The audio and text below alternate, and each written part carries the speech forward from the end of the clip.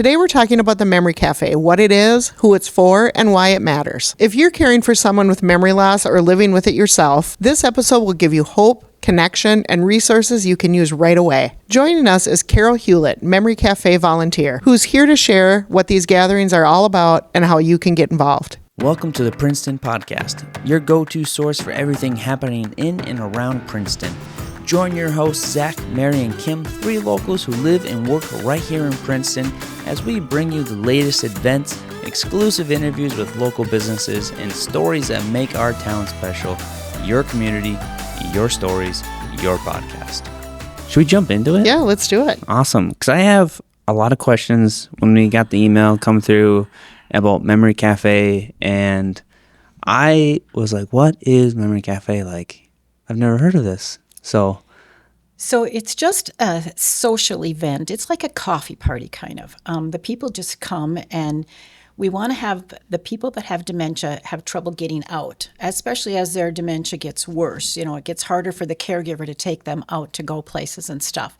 So this is an event for them to come to, and we just sit around and visit. We have some theme or something like of the day that we can use to get them talking. We kind of focus on the person with dementia to get them engaging, because sometimes with dementia you'll kind of close in and shut down.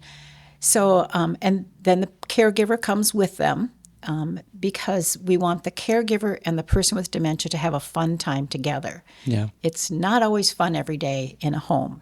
Most of the people that come are people who are still in their home, and one of them has dementia and one is the caregiver.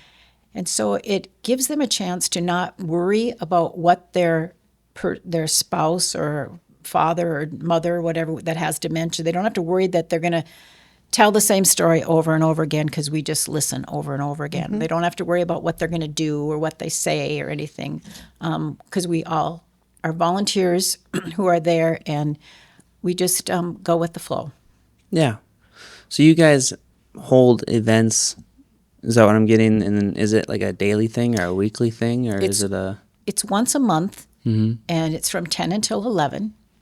The people, the men especially that have dementia that come, always complain about that it's too early. But Yeah, That's so funny. that's just the way their thing. Uh-huh. But in the afternoon, you'll get to where people are more tired, and then they're not as sharp and stuff. So we just do it from 10 until 11, and once a month seems to be about right for us.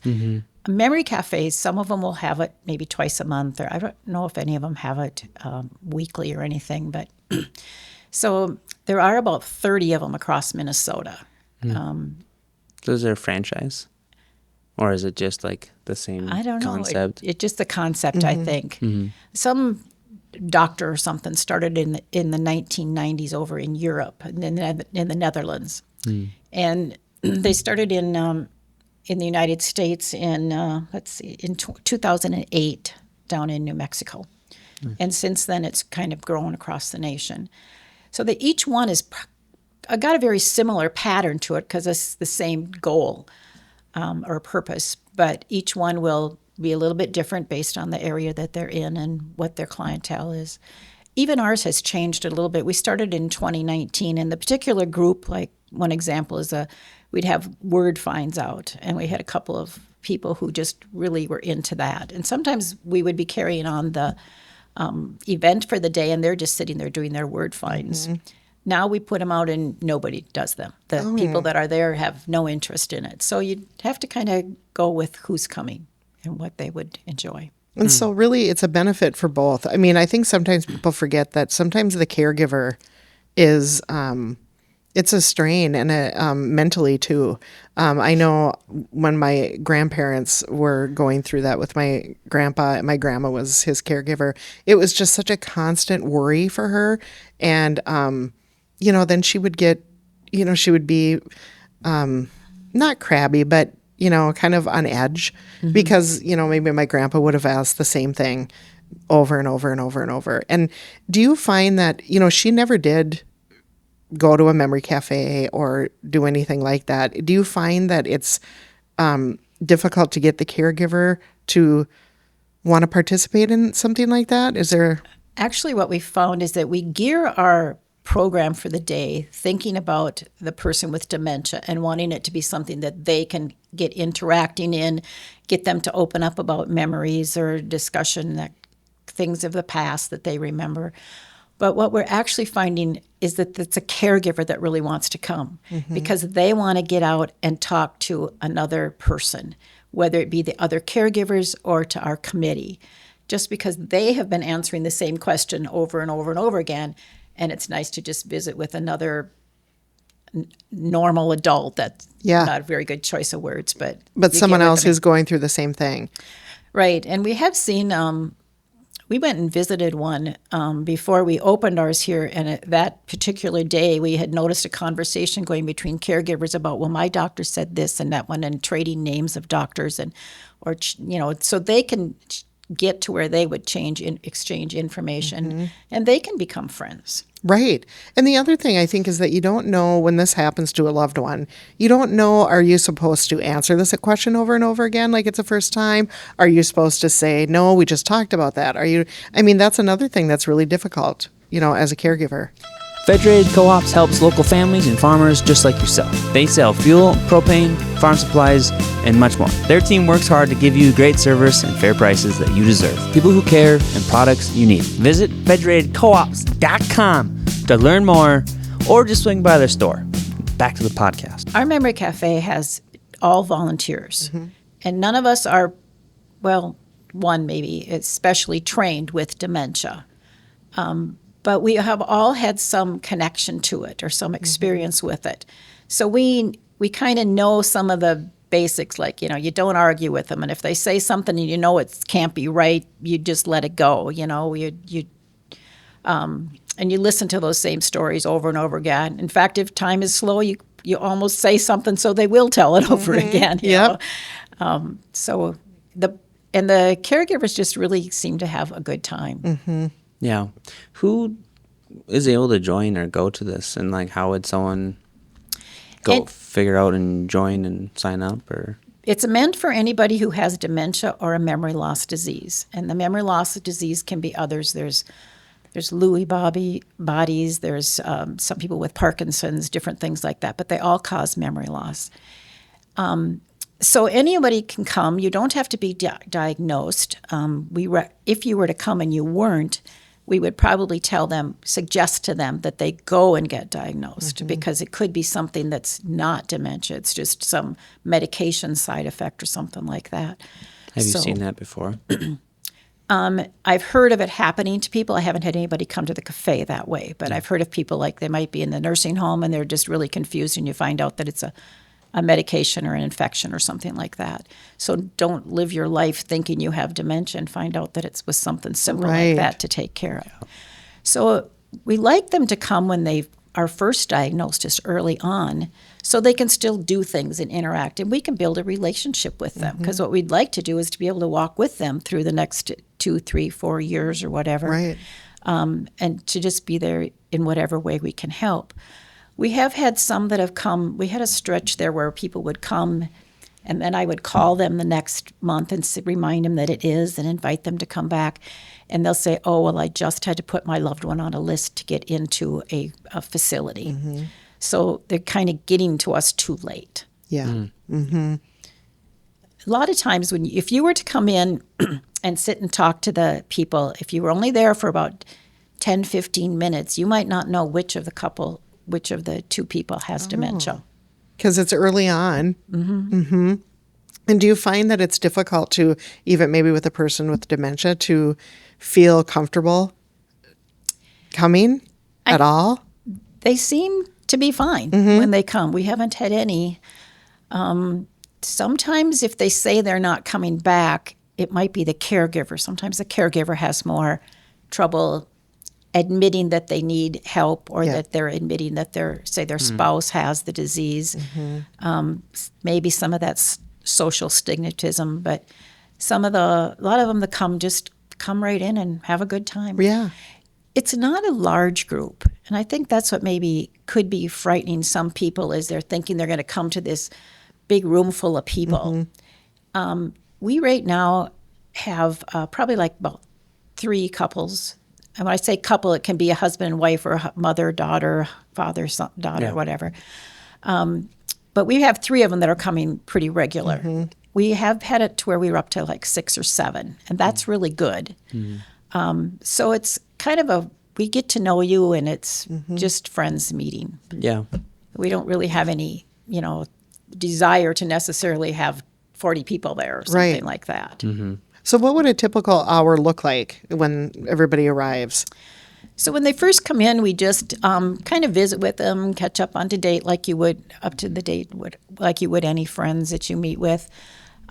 We have refreshments that we serve, and then after maybe 10, 15 minutes, sometimes we had one gal that would always bring jokes, and we'd tell some jokes, and sometimes we had done exercise, something like that. And then we'd kind of have a theme or a program for the day that we'd focus on. And those can be, they really vary. Sometimes we just do something simple like, hey, it's National Cheese Day, and we're going to sample cheeses. Now, I grew up and you only ever ate Velveeta. Or Kraft? Yeah.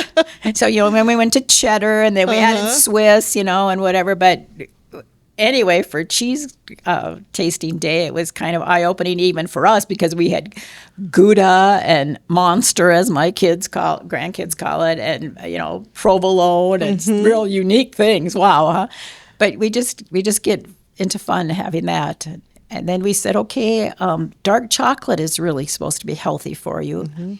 So we had like 75% cacao, 83, 95, and had them sample all of that. So it's just fun stuff like that. We've had music, people come in. We've had sing-along at Christmas time usually.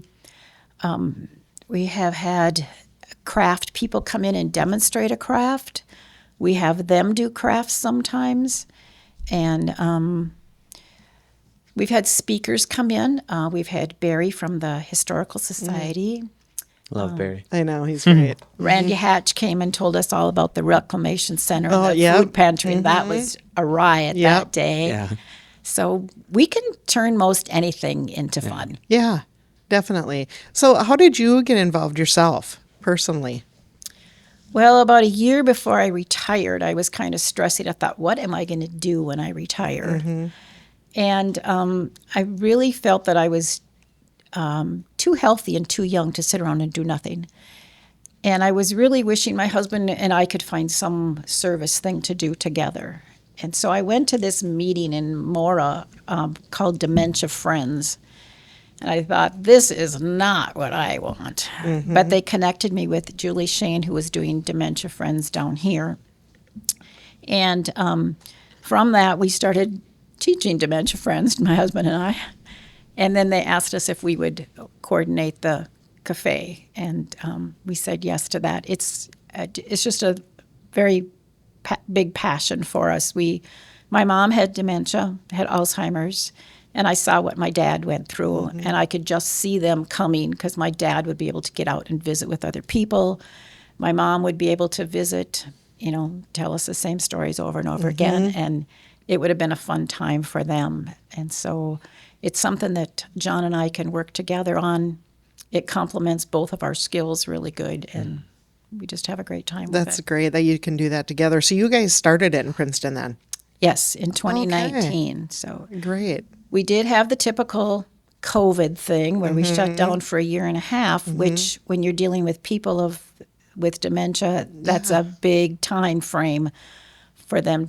Some of them passed away, some moved to facilities, and we've had trouble getting our attendance up since then, getting the word out. Yeah, it's the disease of memory loss, whatever it is very hard. I mean, it's hard on the caregiver, it's hard on the family, it's hard on everyone. Yeah, yeah. So this is a great thing. I guess I hadn't thought of it before it's almost like a way to sort of forget about the disease, and just do something fun together. Yep. Yeah, which is nice. And I had thought more of it as a focusing more on the dementia, I guess. Yeah, we try not to focus on education or teaching them how to deal with it. There's a lot of that would be good too, but we are focusing on fun. We just want to give them a break from the disease. Right. So we have had times where we have had more educational type things. We had a retired nurse come in and just talk about anything they wanted to talk about, kind of. But we even turned that into a great time. Right. You know? Yeah. And we are in September, October maybe, whatever, in a month or two. We're having somebody come that does OT, occupational therapy, to help them learn how to put a coat on somebody or get in and out of the car. So as their loved one with dementia progresses and they have to do more assistance, maybe we can just find some things to help them. So that's sort of more educational than what we normally do, but we, like I say, we can just have a great time with it. Yeah, that's really nice because there are educational programs out there and there are services for people with memory loss and for caregivers. And so this is a nice break and something that they can feel comfortable doing because there might be some things that are not, they would feel uncomfortable bringing their loved one to because maybe they'd feel like they would speak out. I know that sometimes with dementia, people will, you talked about how they'll close up. I feel like there's people that close up and there's people that are very outspoken where they normally wouldn't have been, where they wouldn't normally be like that. So you just never know. I think that's what it's so cool about this. We had one really special time. A person came who had years before been in a music band, played in it like a dance band, like what we were used to. And we got him to come and play his guitar and sing a little bit for us. Wow, that's great. Took a while for him to play, but with the encouragement of his wife, we sat there and waited, and pretty soon he started singing away. Oh, that is so really cool. great. That is great. Music, in fact, in our last podcast, we were kind of talking about music and how it can, well, maybe a couple podcasts ago with Charlie and Charlie and Baxter about how music can really bring you back. And that's a great way to music therapy. Yeah. Kind of. Where's your guys' facility held at, or where is it located in Princeton? We meet in the North Civic Center, up on the north end of town, and they let us use that facility. Yeah. Is there any costs involved for people to join, or what does that look like? No, there's no registration required or cost. They just come when they can come and come when they want to. You don't have to sign up or call ahead or anything. You're welcome to call ahead and talk to me about it. The costs, we have been very blessed that we have gotten donations for all of it. The Legion lets us use it with their agreement with the city so we can have a facility at no charge. All the people are volunteers. We've gotten, when we first started, we sent out and asked for donations from people who had a passion for this and some businesses. Sterling Point we have, or actually Fremont Village now, Martha, who works there, has been a great asset also. And she'll bring the OT person that's coming and do some of those, take up some of those costs for us. And the clothing center, I'm sorry, I forgot that. Twice New, yeah. Twice New has given us a donation and is a good supporter of us. So we are thankful that we can have it at no cost to them. That's very nice. Yeah. Do you guys have a website or a Facebook page that people could check out? They would go through the city. Or through Age Friendly. Okay, Age Friendly. Yep, okay. so Age Friendly, PrincetonMN.org. We'll double check around there. Yeah. Actually, you can just go in and Google Princeton Memory Cafe. Yes, and you it kind can. of gets you where you want to That be. might Yeah. be easier. Yeah, you can do it that way. And then we have a calendar through Age Friendly that it's always on the printed calendar that we do, and through the website. There's also a video on the website that tells a little bit more about Memory Cafe if you want to learn more. But it's so nice to know that you can just show up. Yep. And it's always the same. Is it the first Thursday? First Thursday of the month. Yep. At the Civic Center from 10 to 11. Right. Nice. Yeah. Is there anything else specific that you wanted to share with us, Carol? we find that, we really try to engage the people in different ways, and we really have to adjust it depending on who's coming. We had the situation where we had a craft one day, and we would paint people's hands, and then they press it down on a dish towel, and then they could take the dish towel and have it with the handprint on it. We do it with our grandkids all the time. Yeah. We thought, let's do it at the cafe. Yeah. And we did it like before Christmas. I said, you can give it to your kids as a Christmas present or whatever. But there was a lady there who had arthritis in her hands. Very obvious. Yeah. And she was very quiet.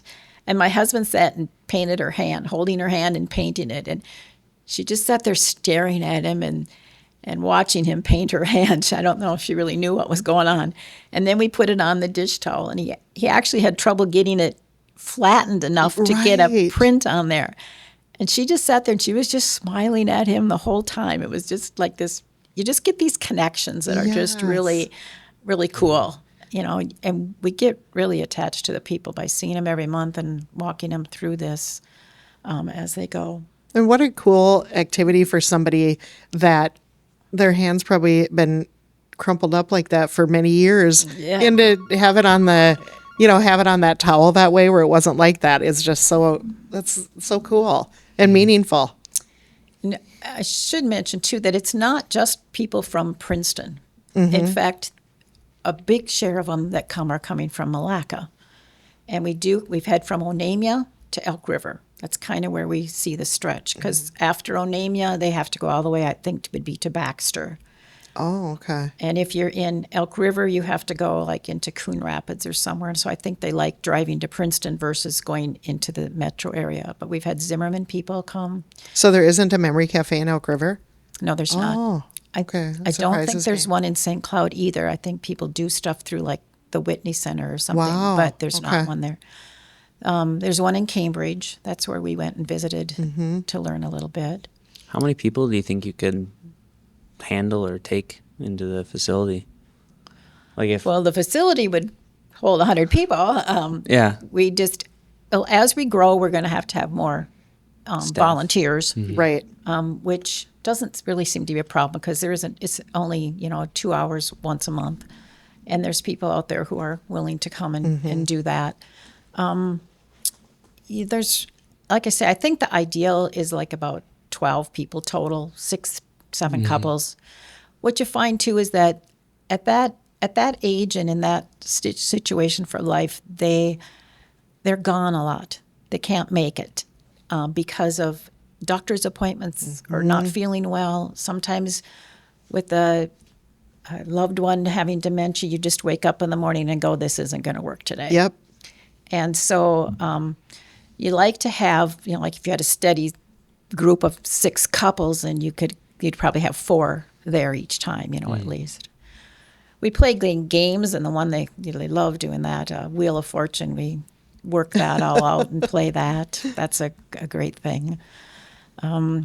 We celebrate a lot of the holidays. We celebrated St. Patrick's Day. That one I had a lot of fun with. The reason the cost is so low is because that day all it took was some cookies and coffee, because we talked all about what St. Patrick was all about and what leprechauns were all about. And we had a little game, a quiz about leprechauns, and somebody won a leprechaun trap, which didn't cost me too much to make, a cardboard box with a little hole in it.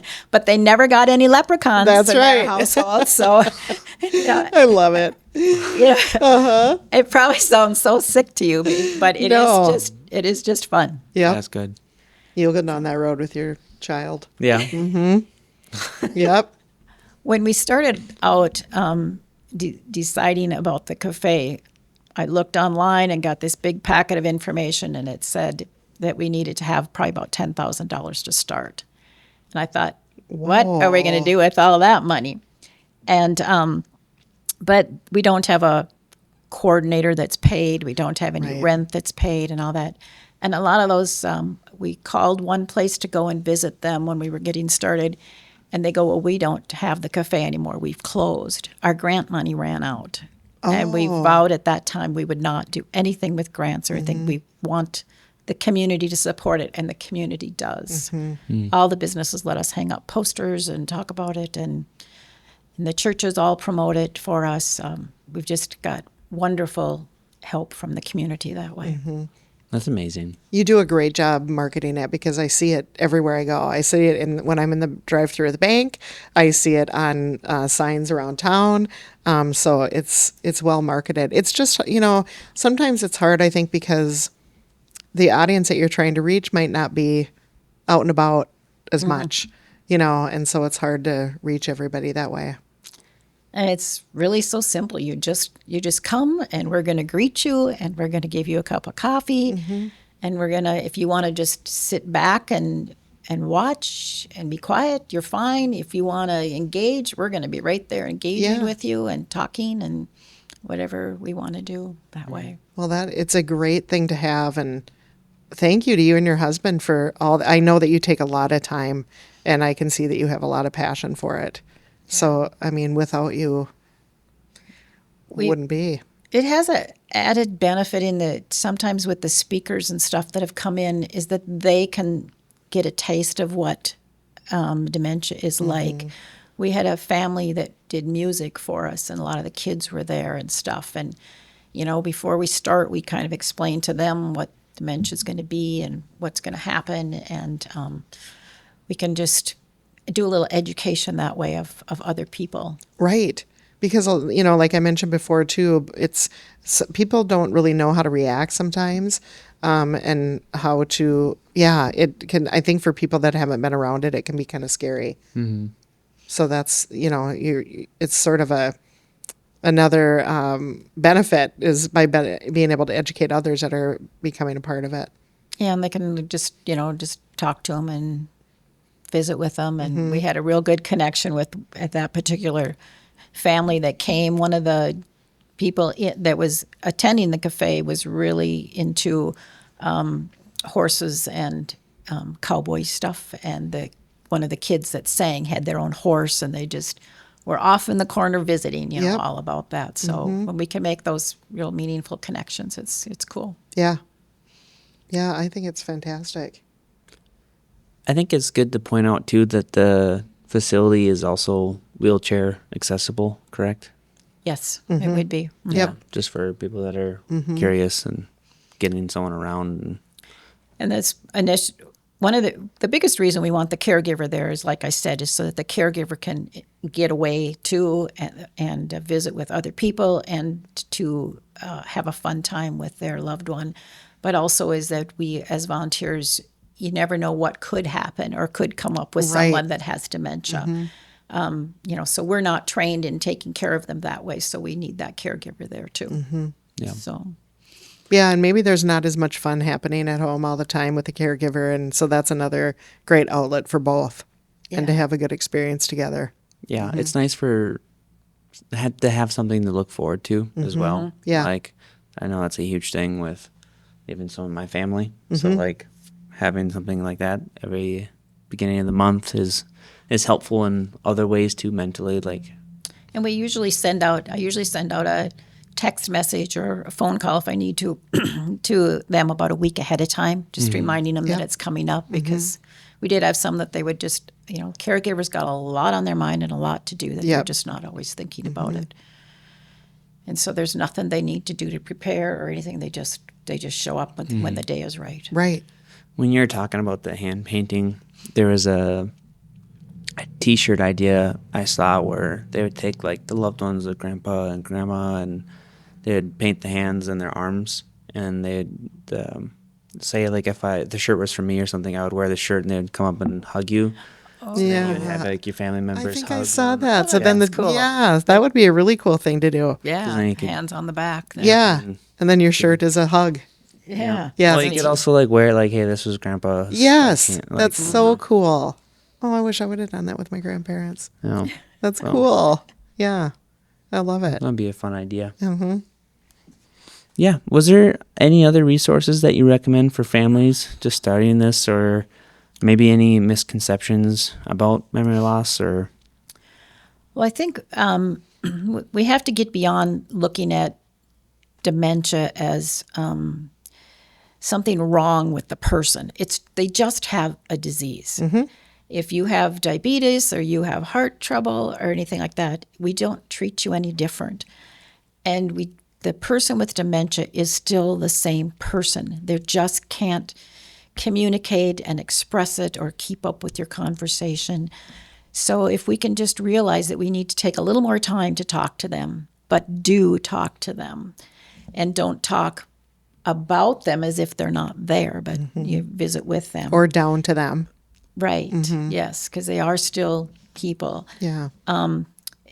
It takes them a lot longer to form an answer to a question. You have to wait.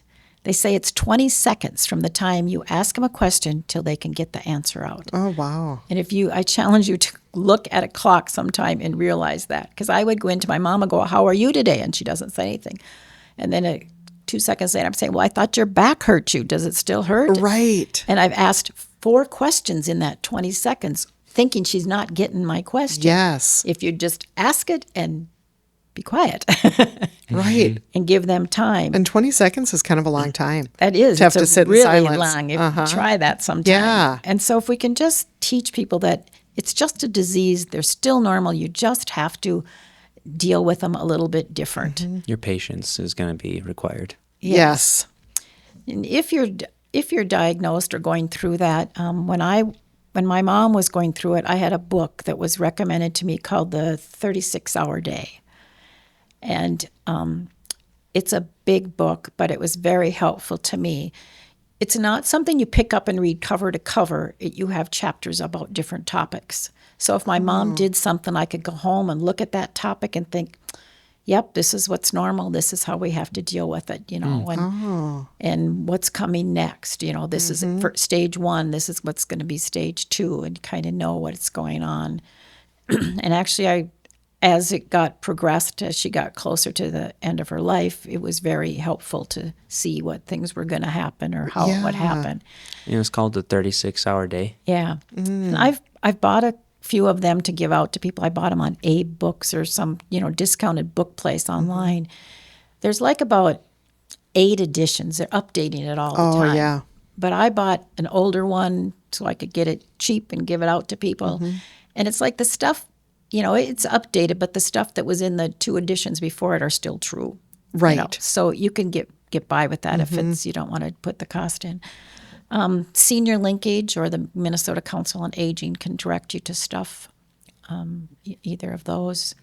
And I do have some books or something like that. If anybody wants to contact me about the cafe, or if I can help in any way with materials, I'm open to that. All the posters around town that you see and everything, they all have my home phone number. With our budget of about $20 a month, we just can't have an office. Right. Yep. So, And you can also find all this information through Age Friendly Princeton on the website that way as well. We have it posted, and I'm sure your number's there as well. yeah, it is. Yep. Yeah. So, Yeah. Well, you're doing such great work, Carol. We're just so appreciative. well, when we were asked to do it, I thought, but how are we ever going to get out of it if we don't want to do that?